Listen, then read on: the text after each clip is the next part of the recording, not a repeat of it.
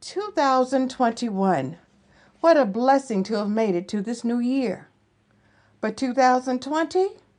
Oftentimes we focus on the negatives elicited by the pandemic.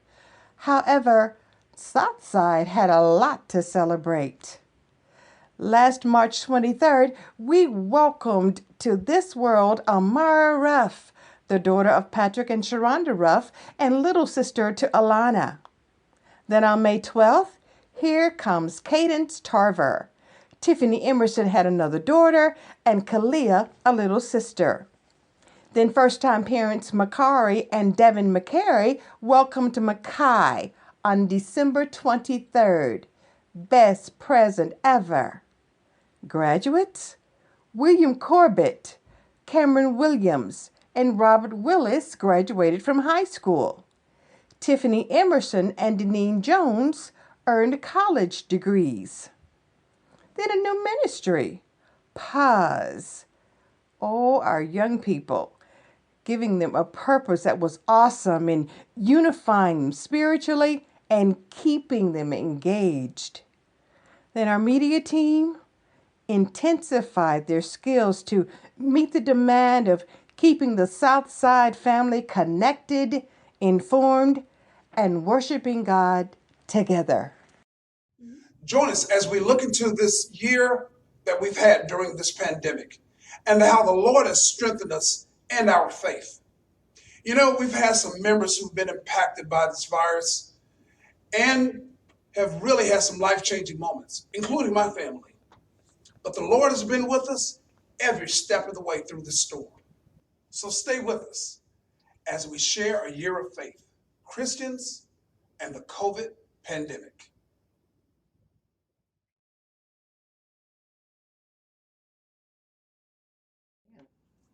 Hi, I'm Annette Simmons, and this is my daughter. Erin Simmons. Well, during last year we did online school for the last quarter, and then this year we've done face-to-face the whole year. I kind of liked virtual the first time we did it, so I was kind of upset when they said that we were doing face-to-face the whole time, and I wanted to do virtual. But it's been okay this year since we've had a volleyball season and a football season. But it worked for me because I too had to go to work and teach face-to-face with pre-K. So I really was nervous before they made that decision, because I didn't know what I would do if she had to do virtual learning at home and I had to go to work. So it really worked well. Even though I was nervous about her going to school, it worked out that she had to go because I had to also go to work. And they had a lot of changes in place that made me feel a little more comfortable. We had to wear masks in the hallways and during chapel whenever we were socially distanced. But chapel was different because before COVID, we would all be, the whole middle school and the whole high school would be together in the gym. And this year it's just one grade in and the rest are in their classrooms. And during lunch, it would usually be the whole middle school and then it would be the whole high school. But this year it's just one grade every week. So next week we're going to be in the lunchroom while everyone else is in their classrooms. Okay. We had some girls during varsity have COVID, so a lot of girls had to get quarantined for the varsity volleyball, and we had a huge outburst for guys in our in our football team. They had to get quarantined, so we had to have some of our games postponed, and they had to play later on since they had COVID. I think for me, my faith was increased, but at first, I really didn't exercise the proper faith. I had a bad attitude. I was fearful, very, very fearful. I think probably every week I thought I had COVID, and just getting up, going to work, I would complain. And it just really affected me. And then, of course, my family saw it. So my husband talked to me about it, and he really helped me a lot because he said that, hey, if we get COVID, he said, I just believe if I get COVID, God is going to bring me through it. And it kind of helped me. But then in December, all of us contracted COVID. And like he said, the Lord brought us through it. We didn't have a bad case of it. And that helped to solidify my faith and helped to calm me down. And helped me to really, talk to others. And other people talked to me and helped to calm me down as well. Because when we first got it, because it's so unpredictable, I still kind of shifted to not really being strong in my faith and worrying, thinking, are we all gonna make it through? Is someone going to get sick? Are we going to go to the hospital? Are we going to have breathing? All of those worries I allowed to creep into me and kind of weaken me a little bit. But as we went through it and got through it, it really helped to strengthen my faith, and now I just really know whatever God brings to you, as the saying says, He's gonna bring you through it. He brings you to it, He's gonna bring you through it. And so it really has helped, I think, my whole family. I hope even my children have increased their faith by seeing that. During February, we had a pageant at our school, which we have every year, and I won Miss Montala.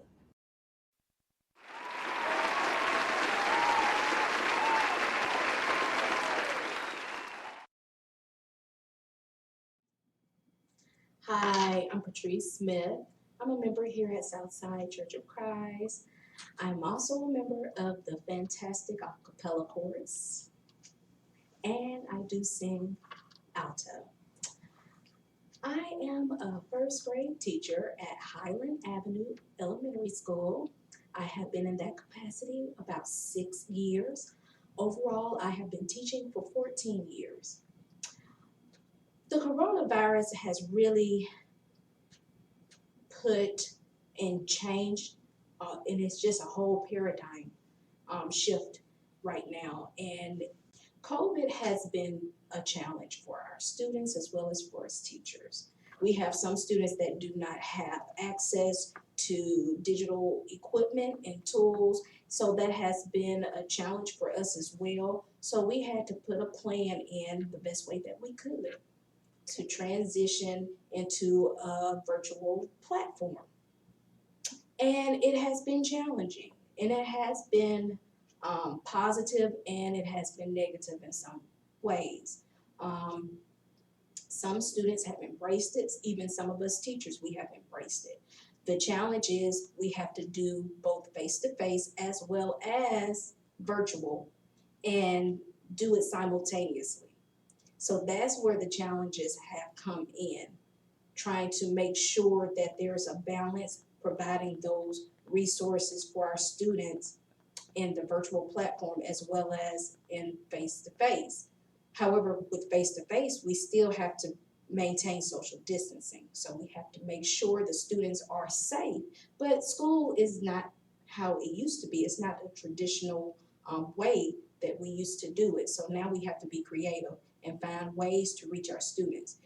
Small group sessions, we do small groups, but we're not at the kidney table. So we have to find a way to find a balance to provide that reinforcement for students who need that extra support. So yes, being an educator during COVID, very challenging, but it is a way for us to find another way to do school. And we have to understand that things will not always be how it used to be. So we have to change as society change. Since we had some students that had to go virtual, we had some students that elected to do virtual, we had some students elected to do face-to-face. So of course, many of our students return back face-to-face with a classroom full of 27 students, and you have maybe 24 in the classroom and the rest decided to do virtual. That has been challenging. How do you socially distance? That's a good question. Remove some of my equipment or some of my furniture in the classroom? Yes, most definitely.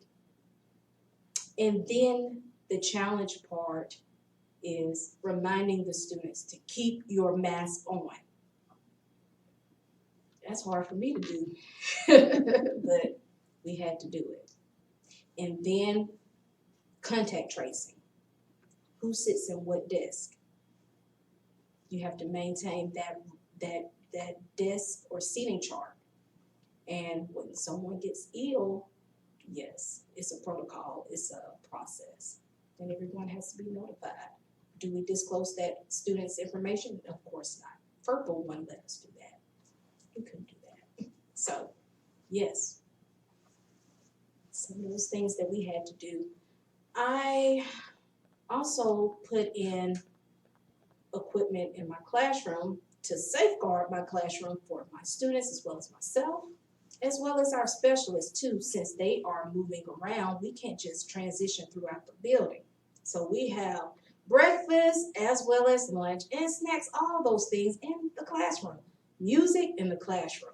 PE in the classroom, sometimes outside, it depends. Technology in the classroom. Library in the classroom. Everything is in the classroom. Only time we transition if we're going to the restroom. So one way I safeguard my classroom, I put an air purifier in there just for viruses and other bacteria to collect it the best way that it can. Of course, we still don't know what COVID is. Right now we know it's mutating. Of course it's mutating. People aren't practicing social distancing.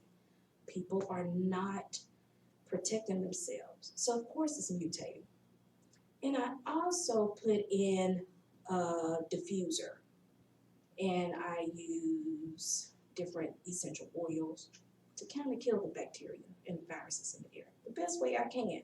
Have I been successful? I would say a little bit, but I did have a few students that did test positive for COVID. This is how we schooled during the pandemic. My faith has, I'm gonna put it like this. Right before we had to shut down for the pandemic, I lost my grandmother and my grandfather. So it has, I really trust God more now. So, you know, you always say, oh, I trust the Lord, but this right here, it brought about a change for me. It really did. It did. I feel like I'm falling more in love with Christ. I'm understanding his word more and more each day. Do I study? Every day. Every day. And my eyes are open wider. And I understand the purpose of being a Christian. And I understand God's purpose for us. So it makes me happy. At one point, I was afraid. Of course, I didn't know what COVID is. None of us knew what COVID was. So now I have more trust in my faith.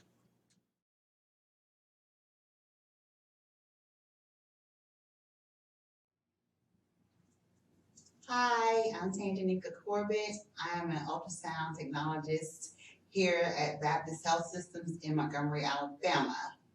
With the pandemic going around, at first I was one of the ones that was like not really worried about the pandemic. I just considered it as like maybe a super flu. But as time progressed and being in healthcare and having to deal with COVID patients is real. When you go into a room of a COVID patient, it is upsetting to see them lying there struggling to breathe. A lot of people are just dying. And to go in and have to deal with a COVID patient, me personally, I wear my PPE, I do everything that I'm supposed to do, wash my hands, but when I leave a room, I feel like I have COVID all over my body. And as a healthcare worker, I don't want to take that home to my family as well. So it's real, and people need to take it really seriously. With the pandemic being so real, once I leave work, I go home, I go to my back door. I have a setup at my back door to where I come in, I take all my work clothes off at the back door. I don't care who sees what. I go in the house. It's almost like the Heisman with my kids. Don't touch me because I just feel nasty. I go straight to the shower and decompress. because it's mentally taxing on your body, because I have children and a husband, and I worry about bringing COVID home on my clothing, on my hands, or anything on my body. And I don't want to bring that home to my family and expose them to the COVID virus. With this pandemic, people need to understand that it is a real thing. Like I said before, I was one of those ones that's kind of skeptic about it till you have to really experience it. Use your common sense, wear your mask, wash your hands. Please don't wear gloves around because you're cross-contaminating with the gloves. So use a little bit of common sense when it comes to keeping your hands clean, wearing your gloves, stay away from people, use your 6 feet of distance. I am one of those ones that I wear my mask, but if someone else doesn't have their mask on, I don't get upset with that person. I just go away. I walk away. If I'm going up an aisle at the grocery store and I see someone coming without a mask on, I go the other way. And my kids get upset. My husband gets upset a lot of times when they see people without masks. I'm like, y'all, let's just use our common sense and protect ourselves, and let's just go the other way. And we wear our masks when we go out in public, and we try to socially distance ourselves from others to keep everyone safe. Being a working member of this wonderful congregation that I so miss, mostly I miss my babies. Being the Wednesday night Bible school teacher and the Sunday morning Sunday school teacher, I miss my babies so much.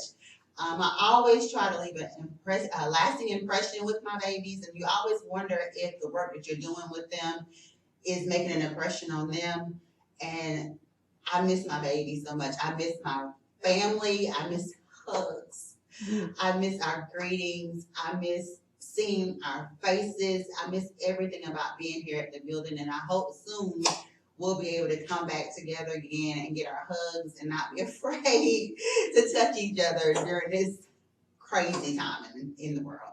And even with this has taught me and has strengthened my faith in God, because when this pandemic started, I had just took on a part-time position with work. I left a full-time guaranteed position to take on a PRN position, not knowing if I would have work or not. And I just trusted God. I stepped out on faith. And when the pandemic hit a year ago, March of a year ago, my hours were taken from me. I wasn't working. And I went from 40 hours a week down to sometimes 10, 15 hours a week. But in the end, I didn't skip a beat.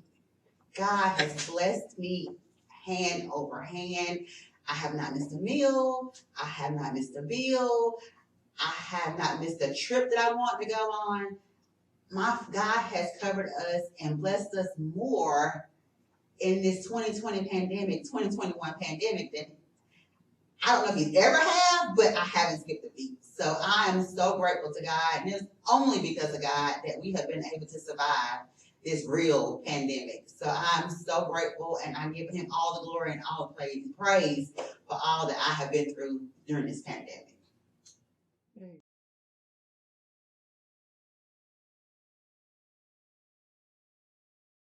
Our thoughts at the beginning of the stay-at-home order was more so the caution being taking the procedures or doing the procedures as far as, keeping our distance and staying out of the stores and just doing things and just staying at home more,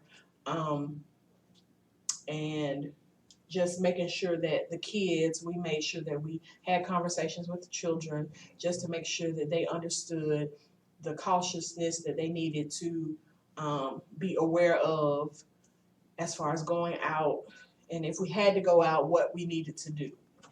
Actually, mine were pretty much you didn't really know what to think. The only thing I knew to do, and we did, was pray each and every day, and just the whole fact of trying to do, like she said, trying to do whatever you can and what they're telling you to do to try to keep from getting it. And it was just something that it's something that no one was really used to, or no one knew how to prepare for. But in the meantime, God knows all, and he will see us through it all. with the precautions that we took, of course, Tracy still ended up catching it, and the entire family caught it. We had a lot of time to spend together. Thank God that it didn't affect us the way we see on TV, and a lot of people, the way it affected a lot of others. We didn't have many symptoms, but we were quarantined for a month. Seemed like it. So, Some other things that I think that we did not take into consideration, being that myself and my husband, we had to work every day. right. So even though we were taking the precautions, you don't know if the people that you're around or that you came in contact with on a daily basis, at your job, you don't know if they were taking their precautions. And sometimes, the mask, they can be kind of annoying. So you kind of get lax, I think, with some things because it's not the norm. And you're trying to learn something and trying to do it, you kind of have a tendency to forget some things. And I just think that was one of the things that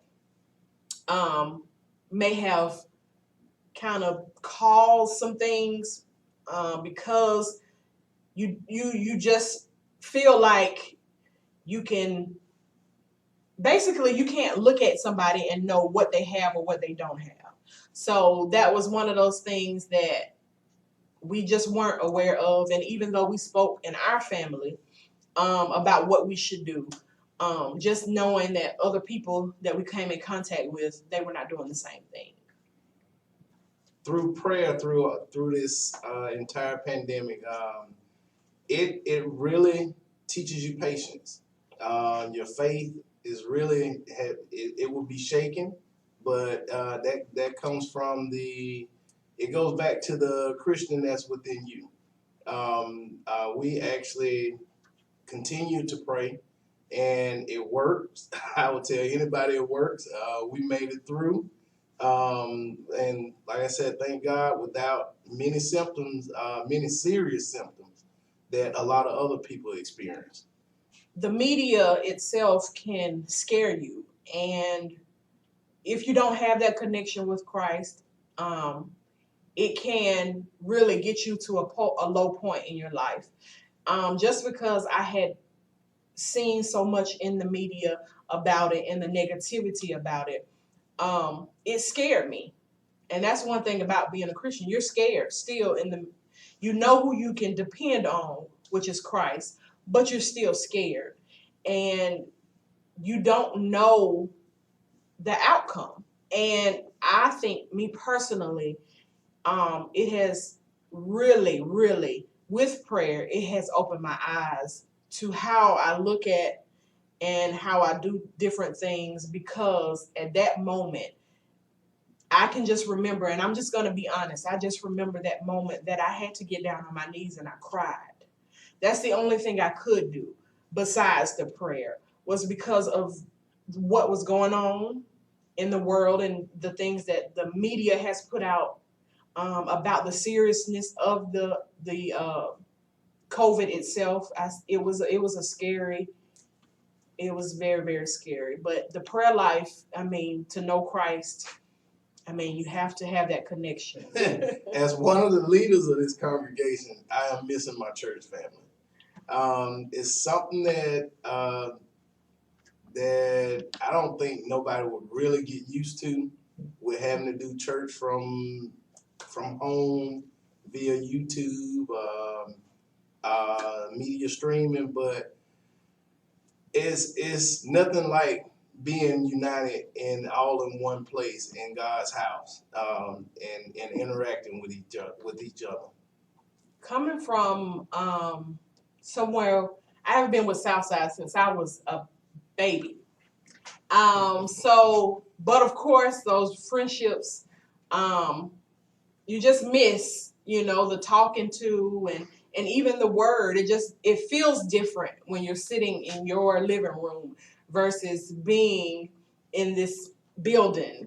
and actually being able to touch. And because we are a hugging church, and that's one thing about us, you know, you kind of miss those hugs, because hugs and just that love in general, you just don't know what people are going through. And then to actually touch someone, just tell them, you know, that you love them and this and that, it is one thing that I truly miss. And even with the children, their interaction with their other church members and their brothers and sisters in Christ, it is different. And I can't wait till we come back. I am Annie Ziegler. I'm a member of Southside Church of Christ. I've been here many years. When I first had the COVID, they checked me. I had a fever, 104, and I felt cold and hot and cold. And it has really affected me mentally mostly, because I can't be with my church members. You have to wear a mask and be away from people. And we used to hugging and stuff, but I'd rather not hug to not get it again, because I was diagnosed with COVID. And I started coughing. I know I had pneumonia. The doctor said I had pneumonia. And he diagnosed me with the COVID. I had pneumonia, I had a fever, and I was coughing real bad. I was real sick. I'm doing better, but I have some after effects, especially with my memory. I really have to write everything down so I can remember my appointments and stuff. I know some things I probably didn't remember a long time ago, but I noticed my memory it's really bad. I can't hardly remember stuff, and my legs hurt. Well, it made me more stronger to be for God, thinking about how God blessed me, and I made it over. A lot of people didn't. And he spared my life, because I didn't know whether I was going to live or die. I was so sick. But God spared me. He made me know that he was the man over me and not people, because nobody could save me, nobody could help me but give me medicine. But I know it was God who brought me through. Oh, how well I miss everybody, because they know I am a big talker and a friendly person and love my family. This is my family, and I just miss them so much. But we're coming to church, that keep you on the right road.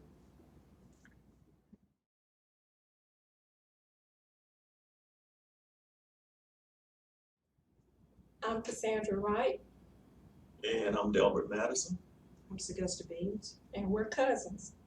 first cousins. For me, one of the biggest challenges of the pandemic was, of course, one, seeing the high numbers of people losing their lives, and just the changes that we had to go through on a daily basis. And certainly in my situation, it was even at a greater height in caring for my son, and just making sure the interaction, when we had to make sure we be careful and use all of the equipment necessary to care for him. For me, it was seeing how many people passed away so quickly. For me, it was the uncertainty, the fear. Like Delbert, I have a child who has an autoimmune disease, so we have to be real careful about where he went. I mean, he probably came in the house the day he got out of school in March and didn't leave for months because we were afraid for him to to the point where we were making contingency plans. Like they told everybody, if this person gets sick, what do you do? If Sandy got sick, Mom stays with me. if mom gets sick, how do we handle that? If Jonathan gets sick, it was just the uncertainty of what could happen. I think the thing that worried me the most about mama getting sick originally was if she got sick and had to go to the hospital, if she died in the hospital, she would die alone. And that was just something that I didn't want to think about, but it was something that you had to think about.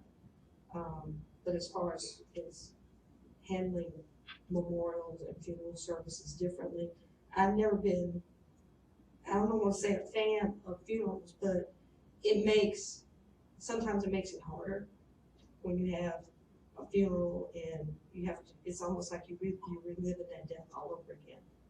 And I think the graveside service was as my coworker said, he said it was a very sweet, very loving ceremony.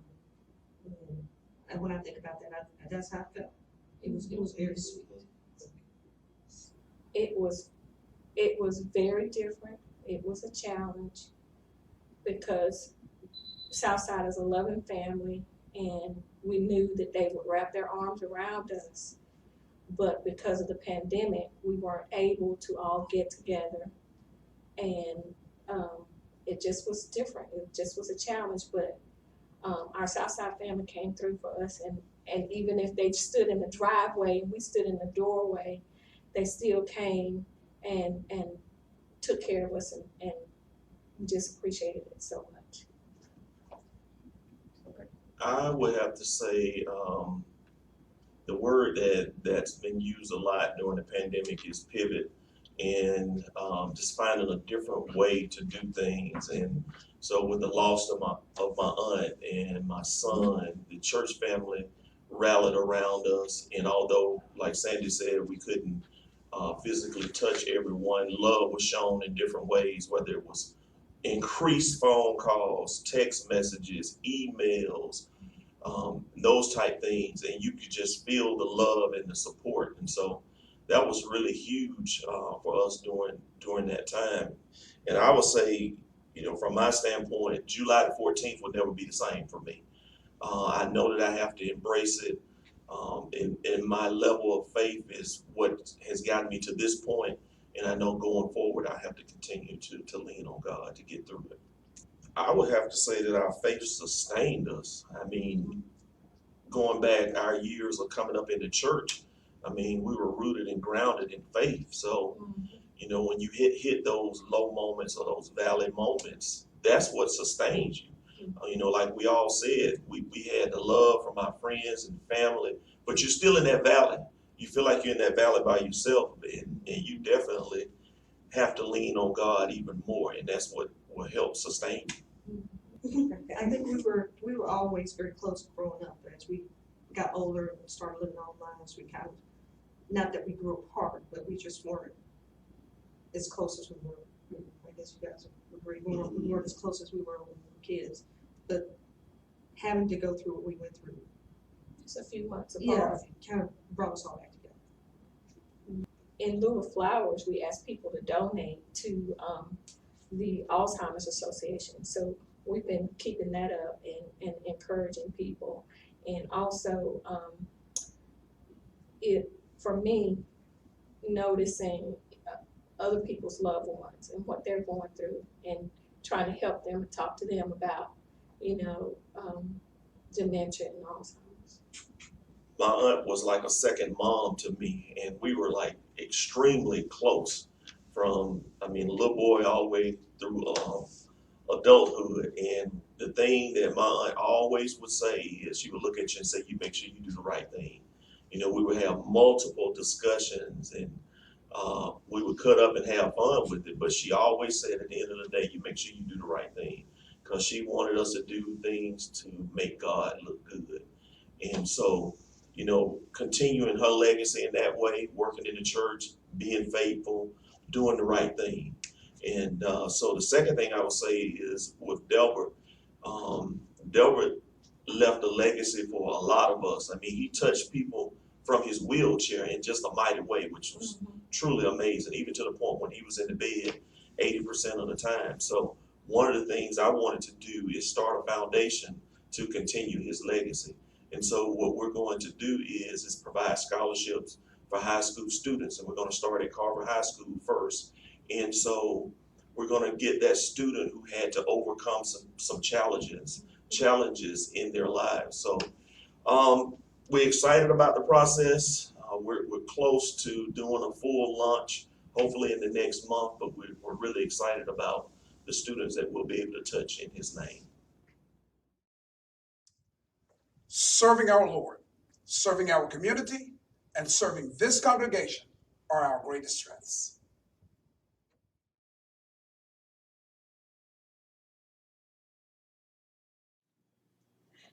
Hello, my name is Sister Kathy Mora. I am a member here at the Southside Church of Christ. One of the ministries that I work with and that is near and dear to my heart is the Community Service Ministry. And in working with the Community Service Ministry, it has given me the opportunity to volunteer throughout the city of Montgomery. Being that we're in a pandemic, it has been for a year now, there were times when there were places where I would go to volunteer and we would work closely together and we were able to be near each other and talk to each other. And even the members in the city, when they would come, we were able to talk to them and give them a hug if needed and just laugh and talk with them and just make them feel comfortable. But because of the pandemic, we had to change some things. There were places that I had to hold off from going because we were in a pandemic, and there were just some things that for my safety and for the safety of others, I just could not do. One of the things that I've been able to do was not only work out in the city, but work here at the church. We do have a community clothes closet, and instead of before the pandemic, when people would call and come and visit the clothes closet and choose their own clothing and take their own things away, and even with the food pantry, they would do that on their own. But because of the pandemic, I'm still able to help. However, I have to go find the sizes of their children, those in their household, and shop for them myself. Just make sure I find the right sizes for the family, pack them up, and deliver them to the families. The food pantry basically works the same way as the community clothes closet, except we have to weigh the food, and I still do that. However, when dropping food off to families, I have to get their names and get other information from them, and we can do that over the phone, and they also don't necessarily have to come to the church. However, I will go measure their food, indicate how many pounds, and drop them off. I call it a porch drop off, and that's how some of them know it now as porch drop off. So I basically pack up their food as I would their clothes and drop their food off on the porch. Most recently, I volunteered with Baptist Health. On February 10th, I went to get my first Pfizer vaccine. I went to get my first Pfizer shot. And I saw that there were a lot of people working, and there were a lot of people waiting to get their shot. And I knew that there was something there that I could do. So when it was time for the second shot, I found the website and just signed up so I could go out there and volunteer.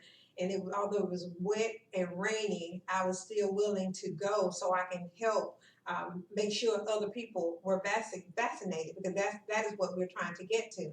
And I wanted to help make sure that everyone, who was there were able to get their shot. So I worked out of the 5 days, I think I worked 3.5 days over there helping people, preparing folders, and praise God, I was able to be inside, putting folders together and making sure the information that is needed for people to read in order to get those shots, to make sure that that was in there. So that, during this time, that was very rewarding. Seeing the number of people around the city coming in and getting their shot. Oh, I miss the smiling faces and being able to talk and shake hands and hug and stand have that long conversation after worship. We call it the greatest fellowship of all is after worship. So I miss that. I miss being able to do that. Although I do, visit, especially some of the seniors. I still have to stand a distance, while talking to them. So it's the closeness, and I know that the church is in our heart. I know that this is a building and we have to clean the building. We leave the building, we come to the building, but it's the people who are here that I truly miss. I didn't think my faith could grow anymore. I just knew I lived and breathed the Lord, and I knew that whatever my steps were, they were already ordered by Him. But during this time here, I have been shown so much. It has strengthened my faith, not only my faith in Him, but my faith in others. Just seeing people come together, and those people who would basically like to be by themselves are wanting to get with people and to be among other people. So that has strengthened my faith, not only in the Lord, but in other people. We're praying that this is over soon. And because of my faith, I am certain that it will be over soon. And I hope everyone, do those things that need to keep everyone safe so we can come back together. I'm Janice Parker, member of Southside Church of Christ for many years. I love Brother Simmons. He's doing a great job, but it's just not like in-person worshiping. So that kind of got to me a little bit, but I kept going and I enjoyed the online worshiping. How am I going to church, going to worship and seeing my family and friends and just, singing, praising God. I just didn't know. I miss, singing, I live by myself and I have to sing along by myself. So I want the in-person worshiping to come back really bad. I knew, God was going to take care of us. He's right there by our side every night, every day. I just kept prayed up. That's all you have to do. Just keep prayed up. I'm Sister Essie Woodson. I serve as the church secretary here at Southside Church of Christ. I started my quarantine actually February the 4th. I had surgery, so I was convalescing when the pandemic hit. So when we went into quarantine, that was just an extension. So of course, not being able to be with your family, be with your church family, go out just to mingle. So it has affected my life greatly, as I'm sure everyone else's. What it's done is taking it to another level as it relates to electronically and digitally. I've had to, since the church has been closed, I've had to communicate mostly by email or text and the telephone. And the greatest impact has been the church's bulletin. It's given me an opportunity to share various spiritual poems and wordings and just be able to communicate the latest information as it relates to the pandemic and any other current news events to just keep the congregation connected and informed. I miss the fellowship with my brothers and sisters, not being able to just look across the room and wave and smile and hug and just be together with the Lord's people. Well, this pandemic has afforded me an opportunity to spend a lot of time alone, a lot of quiet time before the Lord, just fellowshipping and worshiping and praising and just really having a time to examine myself and just look at the beauty of the Lord and all of the things that He does for us, the things that we took for granted, just moving and busy and not having the opportunity to value your family, value your friends, and just really be grateful for a lot of the small things that God does for us. This is Brother Michael Provitt. I am Frederick Pennick. I'm Ron Simmons. I'm Harvey Stanton. I'm mostly a hands-on type person. And I visit, I do other things as far as the members here. And during this pandemic, I was not able to do those things, and that was a concern to me. It gives new meaning to not forsaking the assembly. I'm not really a telephone and calling around kind of person. I have to engage with people. So not having people here, it's affected me greatly. We have to identify different ways of doing what we still need to do and servicing God's people. But nevertheless, it has been very, very difficult because even in times like this, when we're reaching out, I think there are times when we needed that same thing. We needed a hug too. Yeah. So sometimes we would just call each other and just check on each other. Yeah. So, but God has seen us through it all. So we came with the idea of calling each member. They love those prayers so much that I call all the time and say, Brother Penny, if you stop them prayers, you better not stop those prayers. And they saying how much that helped them for not being here to be around us. That was more important to them than with all the ideas that we came up with. Also, it's caused us to develop different ways to even become more connected with each other, meet with each other, and those kinds of things. Now, we weren't able to go out and drink coffee with Brother Stanton or nothing, but we found other ways to get together. Yes, sir. Yeah, Zoom meetings. Yes, sir. A lot of them. I hadn't necessarily felt hopeless because I know where my help comes from, and it comes from the Lord. So I can say that I probably felt a bit overwhelmed at times. I have felt helpless. I felt it quite often, particularly with our seniors, because the seniors, one of the things I know is that many of them are retired, so they don't have work to go to. They may not have as many family members and friends that they used to have at one point. So the one thing that they really, really look forward to, my mother being one, Sister Lee, and some others, so many of you. I was talking to Sister Lee last week and praying with her, and she said, man, you can just sense and detect the frustration on not being able to come in the assembly. She said, I ain't never been not in church this long. And I said, Sister Lee, I feel the same way. Worship service is a vital part of what we do and who we are, of course. So we're cautiously planning and thinking about that many times.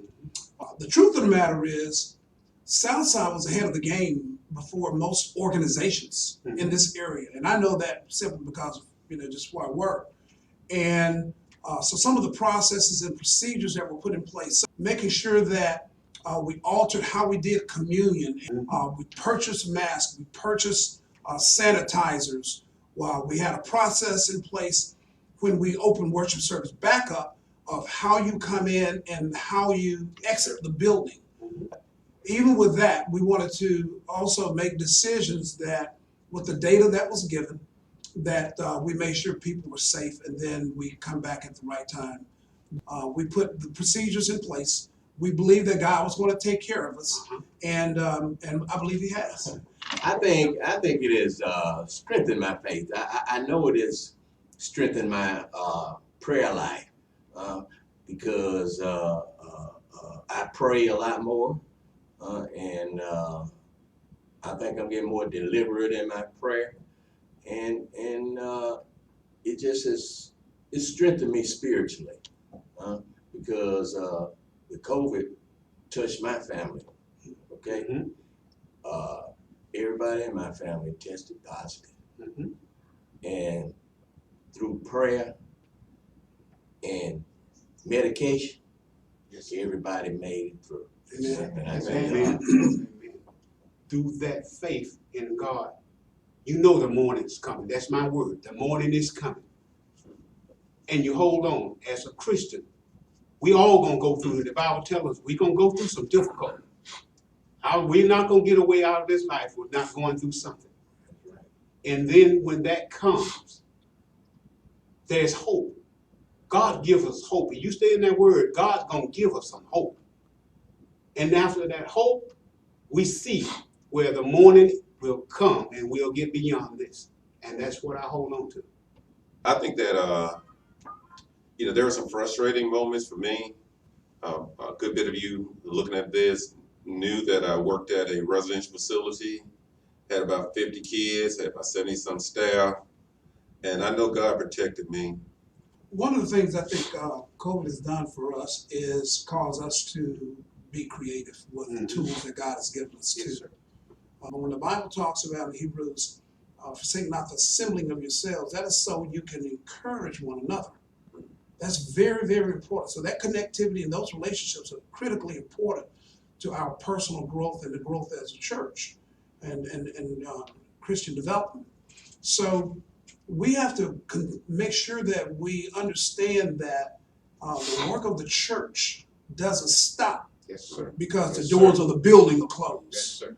But we often say that the building is not the church. Well, we need to act like it. Yes, sir. And that's very, very important. So hopefully it's taught all of us that we need to continue to do the work. We are more of a safe environment than a lot of places that some of the members are going. I want them to think about that. So when you make your decision, please make your decision in faith to reassemble with us. Amen. Continue to do what you're doing and hold on. Because I'm gonna use Brother Pennick word, the morning is coming. Right. And it's almost here. So just hold on. Get the vaccine when you can and hold on. Because we're planning to open the doors of Southside soon. One of the things I hope we just remember is that this is all about God, it's not about us. If you keep that in the forefront, look at some of the stories or what has happened in the past, how God brought people through pandemics or crises and world crises, right? So this is not the first one.